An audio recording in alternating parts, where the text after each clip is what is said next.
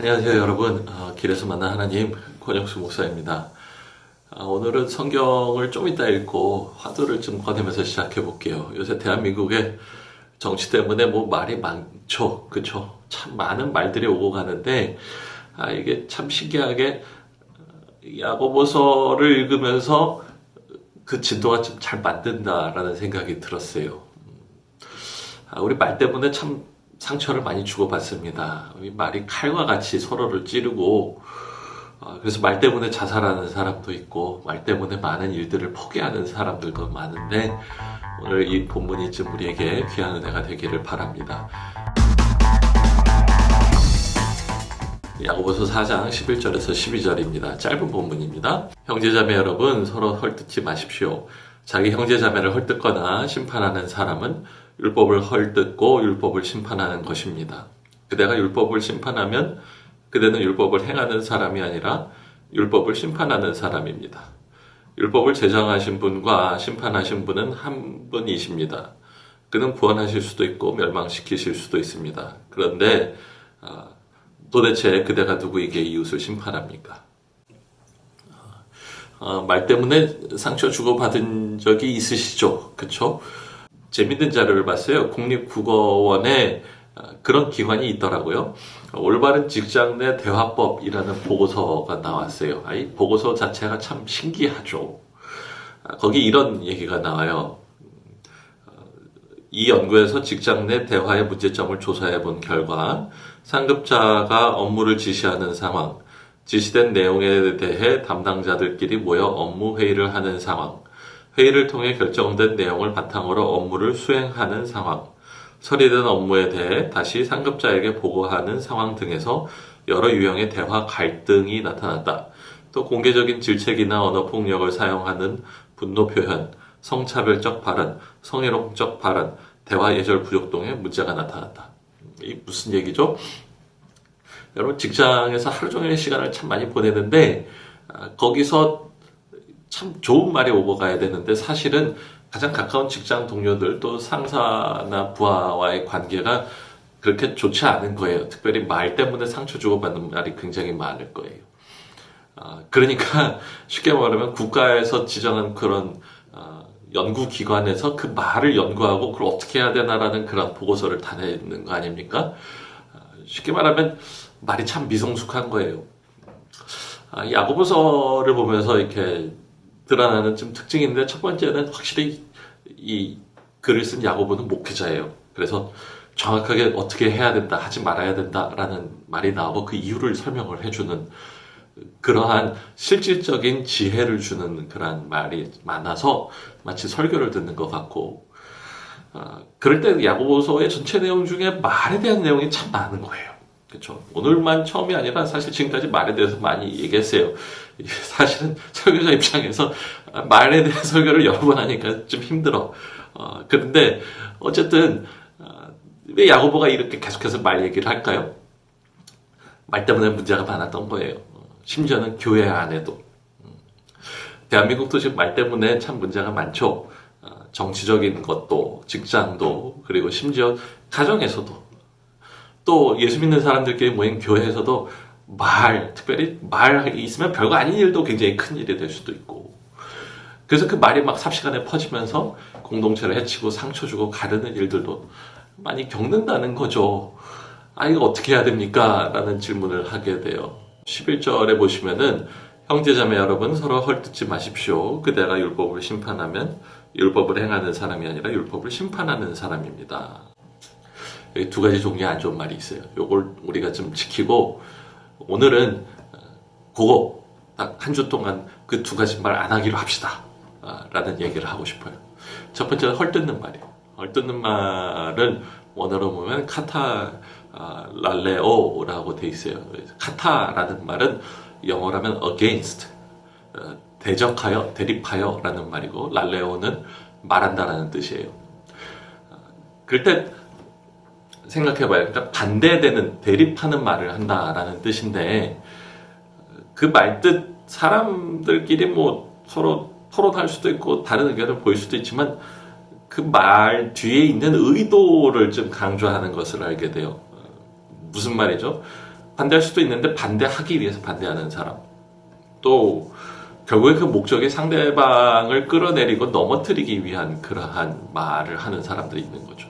그 말의 결과가 좋은 선한 결과를 의도하는 것이 아니라 사람을 쓰러뜨리고 공격하기 위한 말을 할 때는 그 말이 참 무섭습니다. 어느 주부가 이렇게 얘기하시는 걸 들었어요. 그 부부 생활을 오래 하면은 이제 서로 장단점을 알고 약점과 그 좋아하고 싫어하는 걸 알잖아요. 그러니까 기분이 좀 나빴겠죠? 상대방 속을 일부러 긁으려고 못된 말을 작정하고 하는 거예요. 뭐 여자만 그러겠어요? 남자들도 동일하게 그렇게 하죠. 뭐죠? 이게 상대방을 이겨먹으려고, 상대방을 공격하기 위해서 그러한 일들을 하는 것들을 보게 됩니다. 한 가지 좀 안타까운 게 있어요. 그럴 때 그가 결국에 잊어버린 게 뭐죠? 지금 내가 공격하고 헐뜯고 속을 긁어놓는 게 내 배우자인 거예요. 내 가족인 거예요. 오늘 본문에서 아까 11절 제가 읽어드렸는데 형제 자매라는 말이 3번역에 2번이 나와요. 옛날 개역개정에는 3번, 형제라는 말이 3번이 나와요. 짧은 한 구절에 형제 혹은 형제 자매라는 말이 반복해서 나오는 건 뭡니까? 간단해요. 그 잊지 말라고 강조해주는 얘기거든요. 내가 말로 공격하는 대상이 사실은 나와 한 몸을 이루고 한 운명을 같이 가는 같은 공동체 안에 있다는 거죠. 교회가 그렇고 가족이 그래요. 여러분 가족 안에서 서로에게 해주면 그 다음에 손해보는 게 상대방입니까? 납니까? 나잖아요. 이게 참 문제가 되는 거예요. 예, 비슷하게 우리 정치 상황을 좀 생각을 해봐요. 뭐 오른쪽이냐 왼쪽이냐 이런 논쟁들 참 많은데 한 가지 안타까운 게 있어요. 때로는 그 대화를 보면 상대방을 그냥 공격하기 위해서 말을 하지 정말 올바른 일을 이루기 위해서 말하는 것 같지 않다는 느낌이 들 때도 있어요. 제가 오해이기를 바라요. 뭡니까 그게, 그쵸? 그럴 때 우리가 또 잃어버리는 건 뭡니까? 결국엔 우리 다 같이 한 나라 국민이라는 거죠. 그래서 그 서로를 끌어안는 것을 전제로 서로를 고쳐줘야 되는데 그게 아닌 거잖아요. 또 하나 조심해야 될 말이 나와요. 심판하는 말이라는 거예요. 심판하는 말이라는 게 무엇인가? 정확한 기준을 들이대고 오늘 성경에서는 율법 혹은 자기 가치관일 수도 있고 혹은 어떤 규칙일 수도 있고 법일 수도 있겠죠. 들이대고 판단하는 거예요. 성경에 다림줄이라는 말이 나와요. 이게 건축용어인데 줄을 이렇게 가지고 실을 쫙 달아서 매면은 이게 중력 때문에 정확하게 지면에서 수직으로 올라가죠. 그러니까 물건을 벽돌 같은 걸 쌓아놓고 다림줄을 대보면 이게 똑바로 쌓여졌는지 삐뚤게 쌓여졌는지가 정말 구분이 되는 거예요. 여러분 율법이라는 것, 법이라는 것, 규칙이라는 게 그런 거 아닙니까? 정확하게 기준이 돼서 이 사람의 삶이 지금까지 제대로 똑바르게 바르게 쌓여졌는지 아니면 삐뚤빼뚤하고 뭐가 났는지를 정확하게 보여주는 거예요. 근데 문제는 뭐냐면 우리는 스스로에게는 다림줄을 들이우지 않고 상대방에게 한다라는 얘기죠.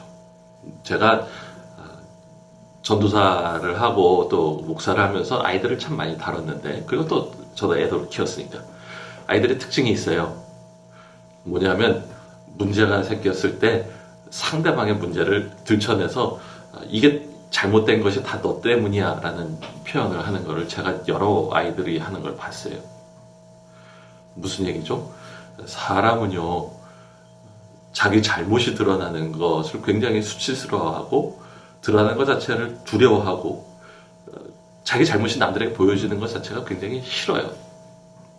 문제가 생기면 본능적으로 뭘 하냐면 자기 건 쓱 덮으면서 상대방 걸 들춰내서 그래서 그 사람 문제가 드러나므로 그 사람이 다 잘못한 것처럼 보이고 나는 문제가 없는 것처럼 그렇게 행동하는 거죠. 뭐 신문에 나오는 여러 가지 사건들이 그런 거 아닙니까? 그런데 그걸 말씀을 드리고 성숙에 대해서 좀 생각을 하게 돼요. 성숙이라는 게 뭘까요? 몸만 커졌다고 성숙이 아니죠.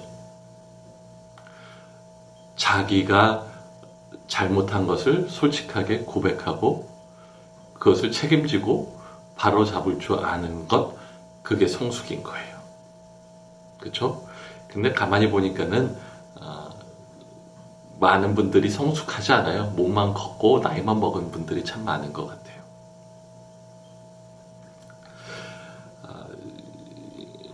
여러분, 다림줄은 다른 사람을 위해서 있는 것이 아니라 나 자신을 위해서 있는 것이다 라는 것을 아시기를 바랍니다. 또 한 가지쯤 생각하는 게, 심판이라는 게 다른 사람을 의도적으로 쳐내기 위해서 그 사람의 약점을 캐내는 그러한 것들을 볼 때가 많아요. 막 들춰내죠.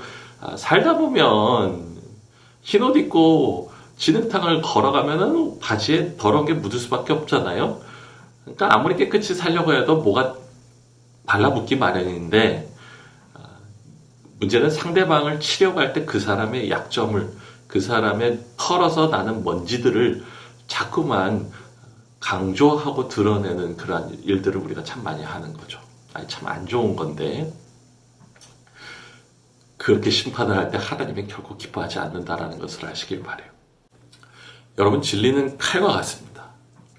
그거가 강도 손에 들리면 상대방을 들이대면서 위협하고 협박하고 빼앗기 위해서, 해치기 위해서 쓰여져요. 그러나 의사의 손에 들려지면 그 사람을 치료하고 회복시키는 데 사용됩니다.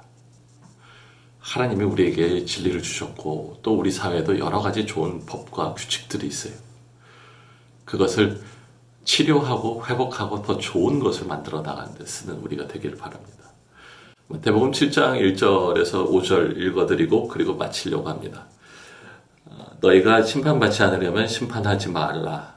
너희가 심판하는 그 심판으로 심판을 받을 것이며 너희가 저울질하는 그 저울질로 너희가 저울질 당할 것이다. 어째서 너는 내 형제의 눈에 있는 티눈을 보면서 내 눈에 있는 들보는 깨닫지 못하느냐. 내 눈에 아직 들보가 있는데 어떻게 형제에게 내 눈에 있는 티를 빼주겠다고 할 수 있느냐. 이 위선자야, 먼저 내 눈에서 들보를 빼내어라. 그런 후에야 내가 정확히 보고 형제의 눈 속에 있는 티를 빼낼 수 있을 것이다. 예수님 참 귀한 말씀해 주셨습니다. 그 두 마디로 얘기를 해볼게요. 하나는 너나 잘해. 우리만 잘합시다. 다른 사람 탓한다고 그 사람 바뀌지 않아요. 결혼 생활 해보신 분은 알잖아요. 내가 바뀌면 되는 거예요. 그리고 우리 교회가 먼저 바뀝시다. 믿는 사람들이 먼저 크리스천답게 사는 게 중요해요. 두 번째로는 내 탓입니다. 라고 책임질 줄 아는 우리가 되길 바랍니다. 잘못이 있으면, 우리 사회에 문제가 있으면, 우리 가정에 잘못된 것이 있으면, 우리 교회가 문제가 있으면 남의 탓, 그 사람 탓, 그 사람만 떠나면 되는 것, 그게 아니라 내가 문제가 있는 것이고 내가 잘못한 거예요. 그것을 먼저 바로잡는 우리가 되기를 바랍니다. 기도하겠습니다. 하나님, 우리의 삶에 말로 상처를 주고받는 게 얼마나 많고, 특별히 심판하고 그리고 정죄하고 헐뜯는 말들이 난무하는 것들을 보게 됩니다. 우리를 불쌍히 여겨주십시오. 예수님의 보혈을 함께 하시고 이제는 온전하게 그리스도 안에서 이 모든 일들을 감당하게 하옵소서. 예수님의 이름으로 기도합니다.